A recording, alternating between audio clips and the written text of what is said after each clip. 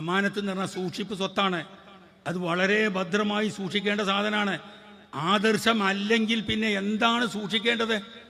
നമ്മൾ സൂക്ഷിക്കേണ്ട സാധനം ഏറ്റവും വലുതെന്താ? ആദർശം. ആദർശമില്ലാത്ത മനുഷ്യൻ അവിടെ കണ്ട അതിലും കയറും, അവിടെ കണ്ട അവിടെയും കയറും, അവിടെ ചെന്നാൽ അവിടെയും ചെല്ലും, ഇവിടെ ചെന്നാൽ അവിടെയും ചെല്ലും. അതായാലും പ്രശ്നമില്ല, ഇതായാലും പ്രശ്നമില്ല, അതൊക്കെ സൗഹാർദ്ദമാണ് എന്ന് പറഞ്ഞ് നടക്കുന്നവരും നാക്കാലികളും തമ്മിൽ എന്താ വ്യത്യാസം? നാക്കാലി ഒരു പോത്തുതില പോവുകയാണ്, അവിടെ പുല്ല് കണ്ടു അത് തിന്നു, കുറച്ചപ്പുറത്ത് പോയ നെല്ല് കണ്ടു അതും തിന്നു, കുറച്ചപ്പുറത്ത് പോയപ്പോൾ വേറൊരാളെ വാഴ കണ്ടു അതും തിന്നു, അപ്പുറത്ത് പോയപ്പോൾ വെള്ളം കുടിച്ചു, അത് ഉതിർന്ന് വെള്ളം കുടിച്ചു.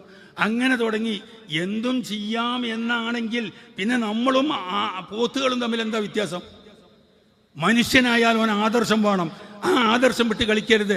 ബഹുമാനപ്പെട്ട ഖുബൈബ് റളിയല്ലാഹു അൻഹുവിനെ കഴുകുമരത്തിൽ നാട്ടി ബഹുമാനപ്പെട്ട നബി കരീം സല്ലല്ലാഹു അലൈഹി വസല്ലമയെ സൂചിപ്പിച്ചുകൊണ്ട് പറഞ്ഞു, മുഹമ്മദിന് നിന്റെ അവസ്ഥ മുഹമ്മദിനാകുന്നത് നീ ഇഷ്ടപ്പെടുന്നുണ്ടോ എന്ന് ചോദിച്ചപ്പോൾ മുഹമ്മദിൻ്റെ കാലിൽ ഒരു മുള്ള് തട്ടുന്നത് ഞാൻ ഇഷ്ടപ്പെടുകയില്ല, ഒരിക്കലും സഹിക്കാൻ കഴിയുകയില്ല എന്ന് പറഞ്ഞ ഖുബൈബ് എന്തിനു വേണ്ടിയാണ് ആ പറഞ്ഞത്?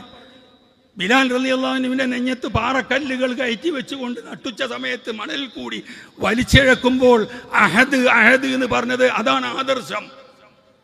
ഇതിനാണ് ആദർശം എന്ന് പറയുന്നത്. ഇവിടെ വള്ളം ഇറക്കാനാണോ അവരെ കഷ്ടപ്പെട്ടത്? അല്ല, ആദർശ സംരക്ഷണമാണ്. അപ്പോൾ ആദർശമില്ലെങ്കിൽ മനുഷ്യൻ പോത്തുകളായി മാറും.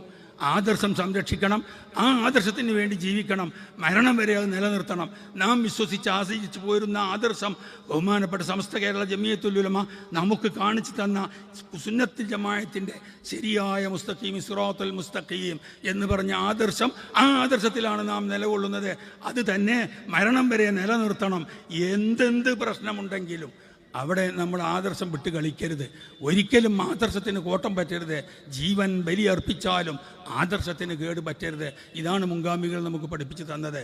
സമസ്ത എന്ന് പറയുന്നതിന് ഞാൻ പറഞ്ഞല്ലോ, സുന്നത്ത് ജമാഅത്ത് അതാണ് സമസ്തൻ്റെ വഴി, സിറാത്തുൽ മുസ്തഖീം അതാണ് സമസ്തൻ്റെ വഴി.